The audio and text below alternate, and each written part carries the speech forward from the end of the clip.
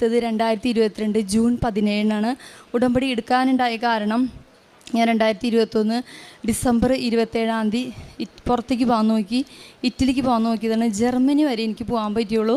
തിരിച്ചു വരേണ്ടി വന്ന് ഒമിക്രോണിൻ്റെ സമയമായിരുന്നു. പിന്നെ പേപ്പർ വർക്കൊന്നും അത്ര ക്ലിയർ ആയിരുന്നില്ല.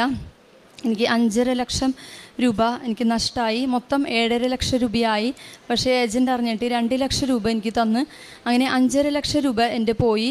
എനിക്ക് ഭയങ്കര വിഷമായി. 7.5 ലക്ഷം രൂപ ശരിക്കും ചിലവായി. ഏജൻറ്റ് അറിഞ്ഞിട്ട് 2 ലക്ഷം രൂപ തന്ന് 5.5 ലക്ഷം രൂപ എൻ്റെ പോയി. അപ്പോൾ പോയത് വീട്ടിലുള്ള വേറെ കുറേ കടബാധ്യതകളൊക്കെ ഉണ്ടായി. അത് മാറാൻ വേണ്ടിയാണ് പോയത്. പക്ഷേ ഇപ്പോൾ മൊത്തം കടത്തോട് കടായി. അങ്ങനെ ഭയങ്കര നിരാശയായി. ഞാൻ പുറത്തേക്കൊന്നും ഇറങ്ങിയില്ല. 3-4 മാസം ഞാൻ അകത്തന്നെ നിരാശയോടെ വിഷമിച്ച് ഇരുന്ന്. അങ്ങനെ എൻ്റെ വീടിൻ്റെ ഒരു 6 വീടപ്പുറം ഒരു ചേച്ചി എനിക്കൊരു പത്രം തന്നിട്ട് പറഞ്ഞ്, കൃപാസനത്തിൽ പോസിൽജെ ഉടമ്പടി എടുക്കുക, എന്തെങ്കിലും ഒരു വഴി മാതാവ് കാണിച്ചു തരുമെന്ന് പറഞ്ഞ്.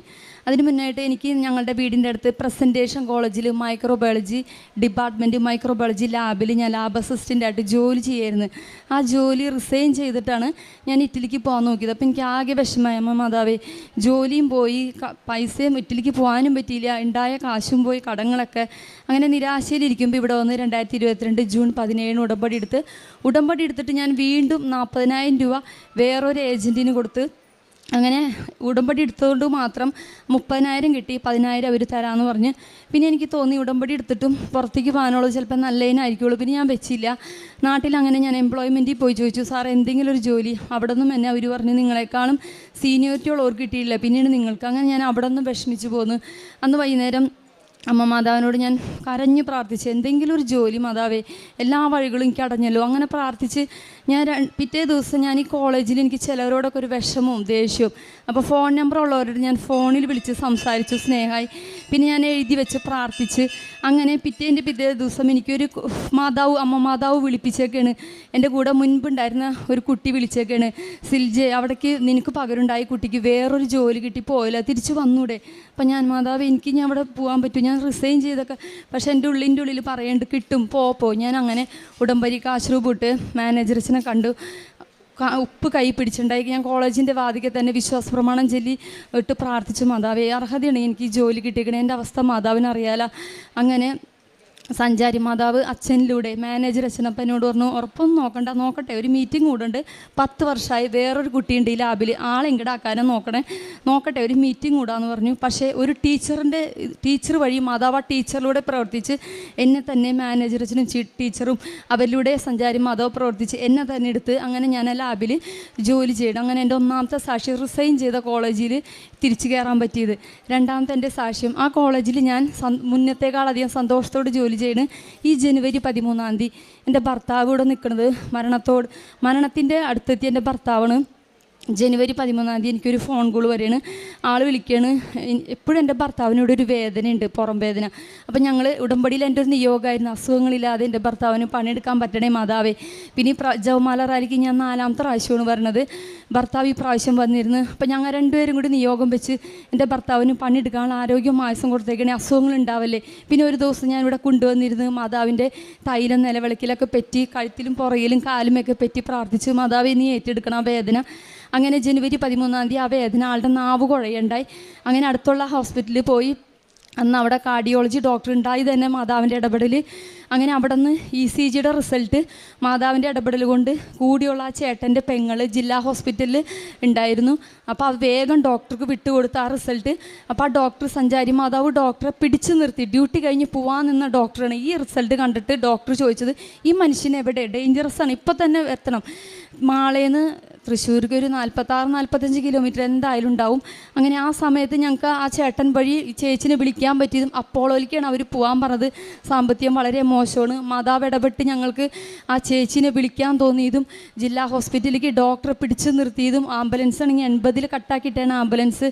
എന്നാലും അവിടെ എത്താൻ പറ്റി. ഡോക്ടർ വെയിറ്റ് ചെയ്ത് എല്ലാം റെഡിയാക്കി. അവർ കുറേ നേരം വെയിറ്റ് ചെയ്ത് ഇടയ്ക്കിടയ്ക്ക് വിളിച്ചുകൊണ്ടിരിക്കുക, എവിടെയാണ് നിങ്ങളെവിടെ. കൊടകര കഴിഞ്ഞപ്പോൾ എൻ്റെ ഭർത്താവിന് നെഞ്ചു പൊളിയണ വേദന. അത്രയും നേരം പുറം വേദനയും കൈത്തുമ്പായിരുന്നു വേദന. കൊടകര കഴിഞ്ഞപ്പോൾ നെഞ്ചു പൊളിയണ വേദന, ആൾക്ക് പറ്റണില്ല. ഞാൻ ഇവിടെ നിന്ന് ഉടമ്പടി കഴിഞ്ഞപ്പോൾ അന്ന് തന്നെ ഒരു കൊന്ത ചേട്ടൻ്റെ കഴുത്തിൽ, ആ കൊന്തം പിടിച്ചുകൊണ്ട് ചേട്ടൻ കൊടകര കഴിഞ്ഞപ്പോൾ എൻ്റെ മാതാവ് എങ്ങനെ കാത്തേക്കണേ. അങ്ങനെ ഒരു കണക്കിനെത്തി വന്നപ്പോൾ തന്നെ ഡോക്ടർ കയറ്റി. ഒരു വശം ഫുള്ള് വെയിൻ കാണാത്ത വിധത്തിൽ ഫുള്ള് ബ്ലോക്കായിരുന്നു. ഫുള്ള് ബ്ലോക്കായിരുന്നു. വന്നപ്പോൾ തന്നെ ആൻജിയോഗ്രാം ചെയ്ത് സ്റ്റെൻറ്റ് ഇടാൻ പറ്റാത്ത സ്ഥലവും ആൻജിയോപ്ലാസ്റ്റി ചെയ്ത് അത് ഫുള്ള് മാതാവിൻ്റെ ഇടപെടൽ ഡോക്ടറിലൂടെ ശരിക്കും പ്രവർത്തിച്ചതാണ്. ഫുള്ള് ക്ലീനായി. അത് കഴിഞ്ഞ് പിറ്റേ സൈഡിലും ഉണ്ടായിരുന്നു. അപ്പോൾ ഡോക്ടർ പറഞ്ഞു ഇവിടെ അഡ്മിറ്റ് ആവ്, ഞാൻ ഇനി സ്റ്റെൻറ്റ് ഇടാൻ പറ്റാത്ത സ്ഥലം തന്നെയാണ് ഇപ്പുറത്തെ വശത്തും. അങ്ങനെ അന്ന് തുടങ്ങി ഞാൻ എല്ലാം കൊണ്ടുപോയിട്ടുണ്ട്. ഞാൻ ICUവിൽ ആദ്യം ചേട്ടനെ കണ്ടപ്പോൾ ഞാൻ ഈ തൈലം ആദ്യം പുരട്ടിയത് തൈലം കൈമേ നെറ്റിയിലും തൈലം ഉപ്പും തേനൊക്കെ കൊടുത്ത് അങ്ങനെ പിന്നെ ആൾ ഇമ്പ്രൂവായി, കുഴപ്പമൊന്നുമില്ല. വാർഡിലേക്ക് മാറ്റി. വാർഡിലേക്ക് ICUവിൽ അവർ കാശ് രൂപ ഇടിക്കില്ല. ഞാൻ വാർഡിലേക്ക് മാറ്റിയപ്പോൾ കാശ് രൂപ ഇടിച്ച്. പിന്നെ ഇവിടുത്തെ അച്ഛൻ്റെ അവർ ഡെയിലി ബ്രെഡ് എന്നും ഞാൻ യോഗ ചെയ്തിടും. മാതാവി അടുത്ത വർഷം 16-ാം തീയതിയാണ് വീണ്ടും ആൻജിയോഗ്രാം പറഞ്ഞേക്കണേ. പിന്നെ ഓപ്പറേഷൻ തിയേറ്ററിൻ്റെ ഫ്രണ്ടിൽ ഞാൻ ഉപ്പിട്ട് പ്രാർത്ഥിച്ചത്, നീ ഇവിടേക്ക് കയറാനിട വരുത്തരുത് മാതാവി, ഞാൻ കൊടുത്തിരുന്ന വാക്ക്. ഈ ആൾത്താരയിൽ കൊണ്ടുവന്ന് എൻ്റെ ഭർത്താവിനെ സാക്ഷ്യം പറയും, ഞങ്ങളെന്നും കുടുംബം മൊത്തം ഉടമ്പടിയിലായിരിക്കും, അതാണ് ഞാൻ കൊടുത്ത വാക്ക് മാതാവിന്. അങ്ങനെ 16-ാം തീയതി വീണ്ടും പിന്നെ ഹോസ്പിറ്റലിലായിരിക്കുമ്പോഴും ഞങ്ങൾ ഇവിടുത്തെ ധ്യാനവും അച്ഛൻ്റെ സാക്ഷ്യങ്ങളൊക്കെ ഭർത്താവ് കൂടുതൽ വിശ്വാസത്തിലേക്ക് വളരാൻ തുടങ്ങി. അങ്ങനെ 16-ാം തീയതി ഞാൻ ടൈപ്പ് ചെയ്ത് ഇന്നെൻ്റെ ഭർത്താവിന് ആൻജിയോഗ്രാം ചെയ്യണം, ഒരു കുഴപ്പമുണ്ടാവരുത്. അങ്ങനെ 16-ാം തീയതി ചെയ്തു. പിറ്റേ വശത്തെ ഡോക്ടർ പറഞ്ഞു ഞങ്ങളെ വിളിച്ച് കാണിച്ചെന്നു, വെയിനൊക്കെ തുറന്നേക്കണ്. പിന്നെ ഡോക്ടർ ആദ്യം ചോദിച്ചത്, വന്നിടയ്ക്ക് ചോദിച്ചത്, എങ്ങനെ നിങ്ങൾ ഇത്ര നാളും ജീവിച്ചു? ഞങ്ങൾ ജീവിച്ചത് എൻ്റെ ഭർത്താവിന് ഞാൻ എന്നും നെറ്റിയിൽ, നെഞ്ചത്ത്, പുറകിൽ ഇവിടെയാണ് വേദന, 3 വശത്ത് ഞാൻ ഈ ഉടമ്പടി തൈലിട്ട് പ്രാർത്ഥിക്കുമായിരുന്നു. അങ്ങനെയാണ് ഞങ്ങൾ ജീവിച്ചത്. അങ്ങനെ ഡിസ്ചാർജായി വന്നു. വലിയൊരു സാക്ഷ്യമാണിത്, എൻ്റെ ഭർത്താവിനെ മരണത്തിൽ നിന്ന് രക്ഷിച്ച സാക്ഷ്യം. അതുപോലെ 2.5 മാസം റെസ്റ്റ് പറഞ്ഞിരുന്നു. ആ സമയത്തൊക്കെ ആൾ കൂടുതൽ വിശ്വാസത്തിലേക്ക് വളരാനും ഉടമ്പടി ധ്യാനം ഇങ്ങനെ അച്ഛൻ്റെ എല്ലാ ഇതും കേൾക്കുകയും സാക്ഷ്യങ്ങളും എല്ലാവരും കൂടുതൽ വിശ്വാസത്തിലേക്ക്. ഞങ്ങൾക്ക് ഒരു പട്ടിണി ഒന്നും ഉണ്ടായില്ല. പലരിലൂടെയും മാതാവ് കാശായിട്ടും സാധനങ്ങളായിട്ട് അയൽവക്കാർ സ്വന്തക്കാരിലൂടെ ഒരു കുറവില്ലാതെ ഞങ്ങൾ ഇന്നേ വരെ നല്ല ഇതായിട്ട് കൊണ്ടുപോയി അമ്മ മാതാവ് ഈശോയും. അങ്ങനെ പിന്നെ അടുത്ത സാക്ഷ്യം എന്ന് പറയുന്നത് എൻ്റെ മോളുടെ കുർബാന സ്വീകരണമായിരുന്നു 2023 ഏപ്രിൽ 27-ാം തീയതി. അപ്പോൾ ഞങ്ങൾ 20-ാം തീയതി ക്ഷണിക്കാനായിട്ട് ചേട്ടൻ്റെ വീട് കൃഷ്ണങ്കോട്ടയാണ്. അവിടെ പോയപ്പോൾ ക്രിസ്തുരാജ പള്ളിയുടെ അവിടെ വെച്ച് പൾസർ വണ്ടിക്ക് 2 ചെറുപ്പക്കാർ കുടിച്ച് വന്നിട്ട് വലിയൊരു അപകടമായിരുന്നു. ഞങ്ങളുടെ വണ്ടിയും കൂടി കൂട്ടിയിടിച്ചിട്ട് തെറിച്ച് വീണ്. ആ സമയത്ത് എൻ്റെ മോള് കാല് കുത്തണ്ടായില്ല. എല്ലാവരും ഏർപ്പാടാക്കി, ഫുഡും ഡ്രസ്സ് എടുത്ത്. ക്ലാസ് ഇനി ഒരാഴ്ചയും കൂടി ഉണ്ട്. ഞാൻ അപ്പം എപ്പോഴും എൻ്റെ ഉടമ്പടി തൈലവും ഇതൊക്കെ ഉണ്ടാവും. ഞാൻ മാതാവിനോട് പറഞ്ഞത്, മാതാവേ ഞങ്ങളെ എൻ്റെ മോളുടെ ഭംഗിയായിട്ട് നടക്കണം, ഞാൻ അവിടെ ഒന്ന് സാക്ഷ്യം പറഞ്ഞേക്കാമേന്ന് പറഞ്ഞു. അന്ന് തൈലം എടുത്തണ്ടായില്ല. ഞാൻ മോന് വേഗം വിളിച്ചു. ഞങ്ങൾ 3 പേരായിരുന്നു. മോനോട് പറഞ്ഞു, മോൻ വേഗം തൈലം കൊണ്ടുവരണം, ഉപ്പ് കൊണ്ടുവരണം. അങ്ങനെ ഞങ്ങൾ എത്രയൊക്കെ മുന്നേ അവൻ വന്നു ഹോസ്പിറ്റലിലേക്ക്. അങ്ങനെ ഡോക്ടറെ കാണേക്ക് മുന്നേ ഞാൻ ഈ തൈലം പുരട്ടി ഉപ്പ് കഴിച്ച് ഞങ്ങൾ 3 പേരും. അങ്ങനെ ഡോക്ടർ ഞാൻ പറഞ്ഞു, മാതാവ് ഇപ്പം തന്നെ ഞങ്ങൾ വിടണേ മാതാവേ, പരിപാടി ഭംഗിയായിട്ട് നടക്കണം. അപ്പം തന്നെ ഞങ്ങളെ വിട്ട് ഒരു ബാൻഡേജ് ചുറ്റാൻ കൊടുത്ത് ഒരു കുഴപ്പമുണ്ടായില്ല, പരിപാടിയൊക്കെ ഭംഗിയായിട്ട് നടന്ന്. പിന്നെ എൻ്റെ മോൻ്റെ SLCയുടെ വിജയമാണ്. അവനെങ്ങനെയെന്ന് വെച്ചാൽ ഫോൺ അഡിക്ഷനായിരുന്നു. യൂട്യൂബും ഇതൊക്കെ എപ്പോഴും കാണും. കളിപ്രാന്തനായിരുന്നു. എപ്പോഴും കളിക്കാനും പഠിക്കാൻ പറഞ്ഞാൽ അങ്ങനെയൊന്നും അത്ര ഇതുണ്ടായില്ല. 8-ാം ക്ലാസ്സിൽ വെച്ചൊക്കെ എൻ്റെ മോൻ മോശമായിരുന്നു. ടീച്ചർ വിളിക്കുമായിരുന്നു. അപ്പോൾ ഞാൻ ഉടമ്പടി നിയോഗമായിട്ട് എൻ്റെ മോൻ്റെ SLCയുടെ ഇത് വെച്ച് ഹോൾ ടിക്കറ്റ് കിട്ടിയപ്പോൾ തന്നെ ഞാൻ ഉടമ്പടി കാശ് രൂപം ഇട്ട് വെച്ച് പ്രാർത്ഥിച്ചു, മാതാവ് ഒരു മാർക്ക് അവന് കൊടുക്കണം. അങ്ങനെ തൈലം വെറ്റി ഞാൻ എൻ്റെ മോനെ വിട്ട്. അവന് റിസൾട്ട് വന്നപ്പോൾ തൈലം കൊടുത്ത് വിട്ടുണ്ടായി. പിന്നെ പേനയും ഞാൻ തൈലം വെറ്റിയുണ്ടായി, ഉപ്പ് കൊടുത്തു, തേൻ കൊടുത്തു. റിസൾട്ട് വന്നപ്പോൾ എൻ്റെ മോന് 9 A+ 1 A കിട്ടി. അവൻ കുറേ മാറി. അവൻ ആദ്യമൊക്കെ ഭയങ്കര പേടിയായിരുന്നു. ഇപ്പോൾ അവൻ എല്ലാ കാര്യത്തിലും ആക്റ്റീവായി. എല്ലാ പരിപാടികളായാലും സ്പോർട്സ് ആയാലും പിന്നെ നാടകം ഓരോ പരിപാടികൾക്കായാലും എല്ലാ കാര്യങ്ങൾക്കും ഡാൻസ് എല്ലാത്തിനും അവൻ്റെ പേടിയൊക്കെ മാറി.